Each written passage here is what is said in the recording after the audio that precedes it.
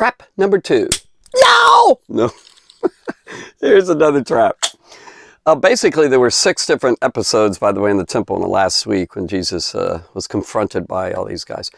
But there were 3 major questions. It seems back to back. Boom, boom, boom. There might have been a little bit of time in between, but not much, because it all happened, I believe, in the last week. And so I've kind of mentioned this before, but we're coming to our second trap that Jesus was going to escape. Yay!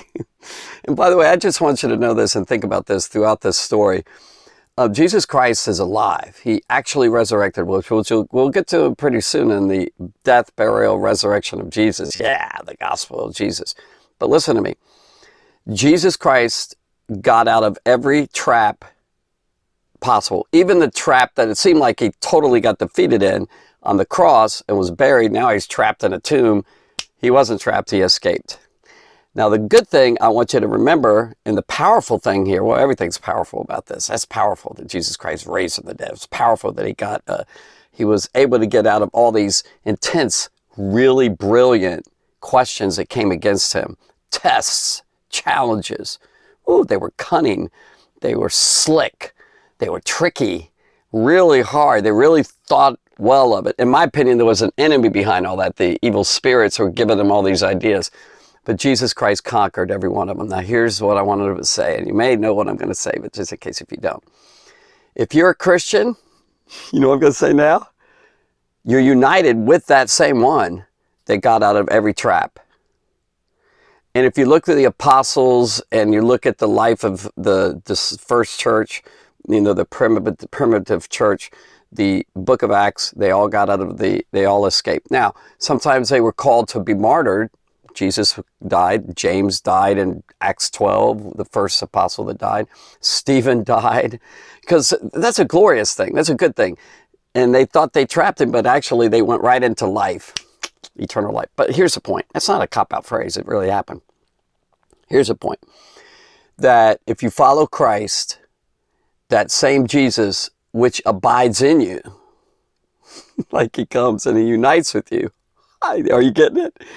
That you follow him and you know his word and you pray and the Lord will lead you. Right out of the mouths of lions.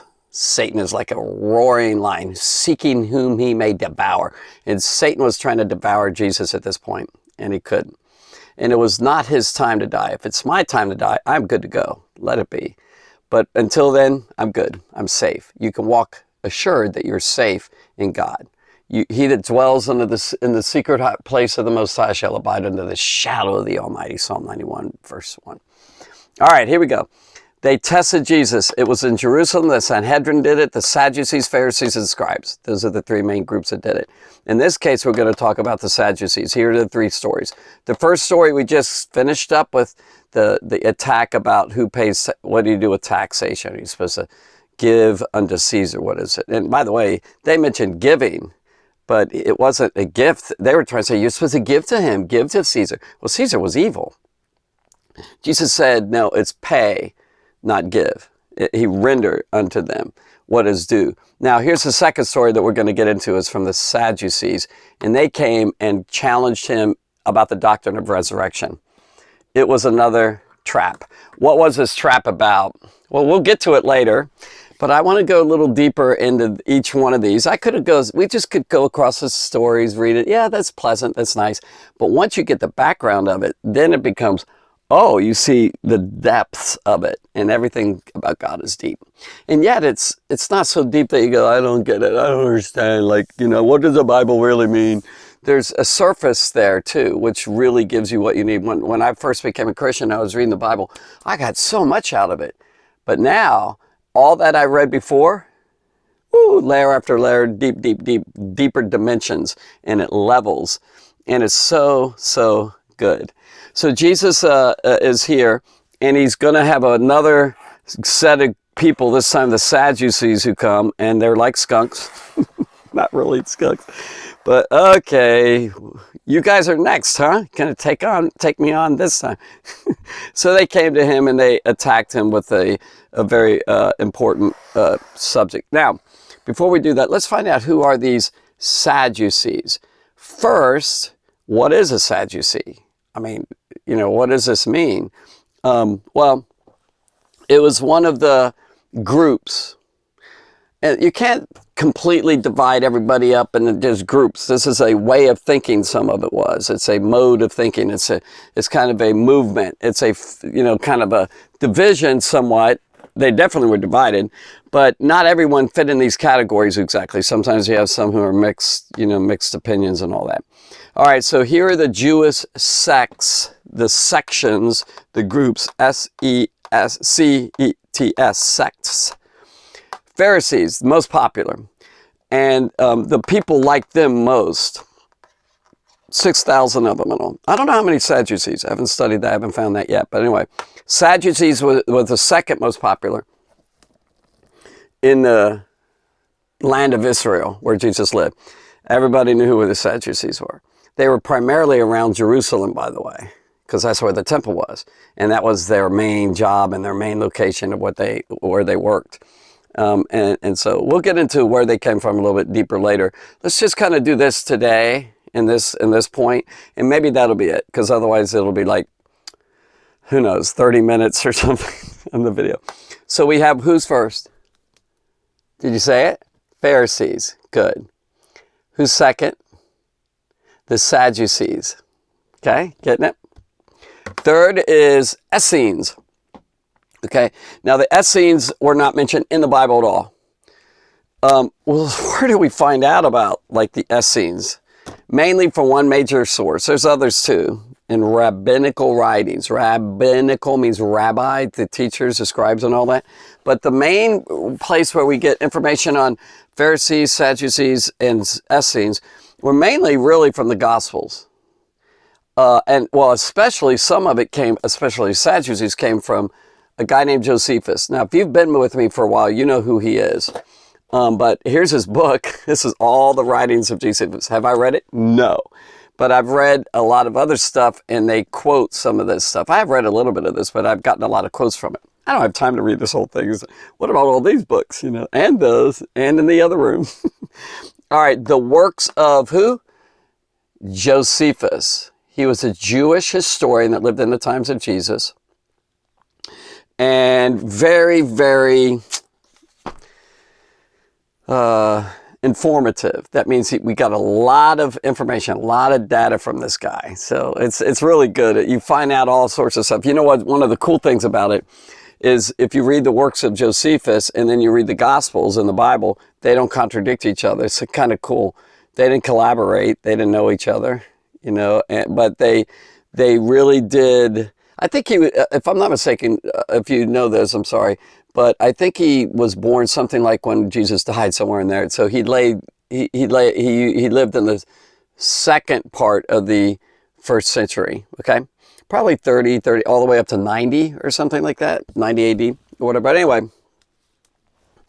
so here are the different groups: Pharisees, Sadducees, the Essenes. Essenes are a special of those people around the Dead Sea. And as you know, you've been with me for a while, I've drawn that map over and over and over. It's in that region and all. They kind of separated themselves from these guys. They all disagreed with each other, by the way. Then we have a group which is known as the Zealots. And by the way, if you've been with me, if you remember this, Simon, one of the Simons, there's a couple Simons in the pact, the 12 apostles, the main disciples of Jesus. One of them was a zealot, which God sent Jesus to, and he chose, Jesus actually chose him to be part of his group. A zealot, a revolutionary guy, a gang member. Wow, religious gang, had a lot of zeal for God and all, but they wanted to fight. They wanted mainly to take violence and stand against their enemies. The fourth philosophy was mentioned big time by Josephus. And then we have the Sakari.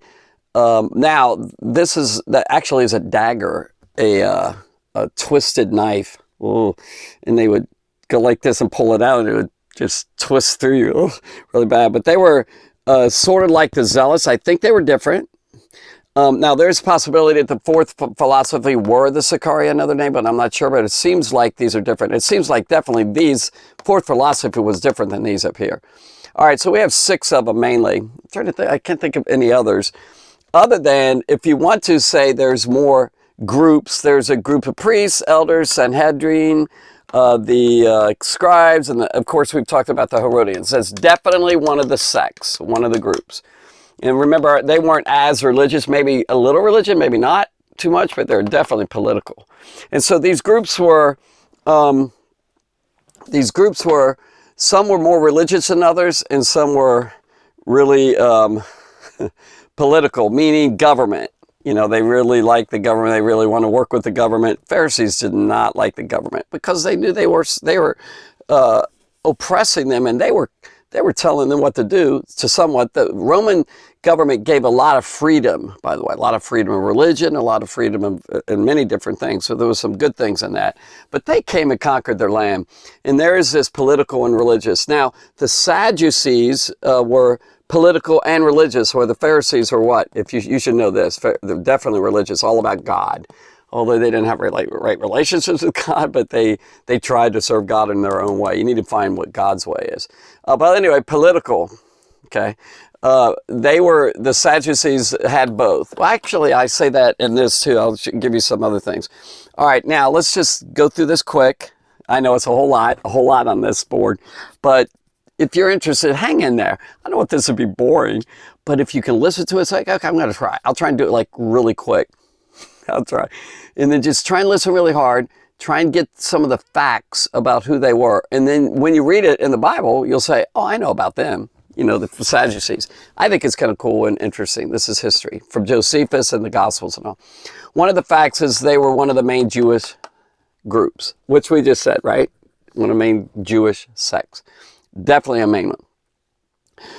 They possibly were the only political religious sect. Although the Herodians definitely were political, but were they religious also? It doesn't seem so. And definitely, like the Zealots were not political at all. They wanted to kill the politicians. They wanted to kill the government and the soldiers and all that. So they weren't like that. They actually loved or kind of worked together with the Roman government quite a bit. Okay, they were wealthy. They had money. That's from Josephus. It's a wealthy leadership. And they came probably in the early, they came about same time as about the Pharisees came about. They sprung up in the early 2nd century BC. So that's, I think it's like 167 BC is when they came and not maybe, they were starting to form and they had some history written about them, events that they did. All right, the name possibly came from Zadok, the high priest during the David and Solomon. I put a question mark because that's what the consensus is right now. That's what most scholars believe. They came from a high priest. So that name came from that, Zadok. Don't know exactly what Sadducee means. All right, the chief rivals, the chief sect that they were against were the Pharisees. They had difference of opinions. We'll get into those later. None of their writings were kept or found. Think about that. Like once it ended, and they ended at 70 AD, there's no writings. Like you can't read their books or their letters or anything. It's just it was burned. They were destroyed. The temple was destroyed. That's probably where most of it was. And we don't have any writings about them. We have a lot of writings from others, even Josephus and the Pharisees and, just a lot of writings from different groups. They're gone. Okay. We don't have any writings, which is kind of an interesting point. I already told you this. The sources of info was from Josephus, the Gospels. The book of Acts mentions them, the Sadducees. The book of Acts, the opponents kind of mentions them, the people who were against them, and later rabbinic writings. So there was quite a few mentioned, quite a few places where they were mentioned. Upper class. Josephus definitely says they were the upper class, the wealthy. And thus, the wealthy people tended to, it's not wrong to be wealthy, by the way. It's dangerous to be wealthy. It's hard for a rich man to enter the kingdom, Jesus said. Got to be careful of that. Very careful. But anyway, they were liked by, I guess, the rich people and all that. They were known, but they weren't that popular, and masses of people weren't crazy about the Sadducees, where they did like the Pharisees more. All right, so they're upper class, definitely. They were the priestly, the priests. There were a lot of priests, and there were several high priests over time. The priestly leadership and in Jerusalem and the Sanhedrin, they dominated the Sanhedrin. From my understanding, and I don't know how the percentage is, the Sanhedrin, if you remember, was a high court, the Supreme Court. They were the political leaders and the religious leaders across the whole nation. And in Jerusalem is where they were stationed, the capital city. And so they were in the high position of court, like cases that went to the lower Sanhedrins. There's a lot of Sanhedrins around the whole Israel, like different courts that you go to in your city, in your town, in your village. If there were the big cases, went to the Supreme Court, and those big cases were judged by the Sanhedrin. Now, do you remember what I said? How many are in the Sanhedrin? Different opinions. 71. Some say 70, some say 72. It's between 70 and 72. All right, so I think it's probably 71, but I'm not sure. All right, so the priestly leadership in Jerusalem were there. They dominated the Sanhedrin. And at least, oh wow, I didn't put this. At least there were two. I didn't write that down. Should I write it down real quick? You go, no, Gordon, just go on. I get it. I like to have it right. You know, so at least two high priests. I forgot to put that word. At least two high priests. Okay. That were actually mentioned, although there were probably others. Maybe most of the high priests were probably serving that Sanhedrin. And they're Caiaphas. Some say Caiaphas was more Caiaphas and Annas. Those two, I believe, were the ones mentioned for sure. Well, I should say for sure. I believe they were. All right, and the last thing I already mentioned, they ceased to exist in 70 AD. That's some facts. This is, who are they? And, you know, what are some facts about them? One last thing, and I'd like to do it now and not wait till the next time. Let me wait till next time. Are you anxious? Oh, Gordon, tell me now, please. No, I'm going to stop. And I'm going to tell you that in the next video so it doesn't go too long. So I hope you watched this. Thank you that you did. Good job. Did you get some stuff now about the Sadducees? Really, really interesting group. And they were trying to trap Jesus. And I'll tell you what that trap was about and how it was like a trap. They were trying to get him. They're trying to burn Jesus. The other one, I think, was, the first one was way intense. The Pharisees that came to him and the Herodians. Woo, this is less intense kind of interpretation. Well, actually, the next one is pretty light too. But this is still kind of heavy, definitely. And boy, did he have an answer for them. He was really strong in what he said. All right, God bless you. Thanks for joining me.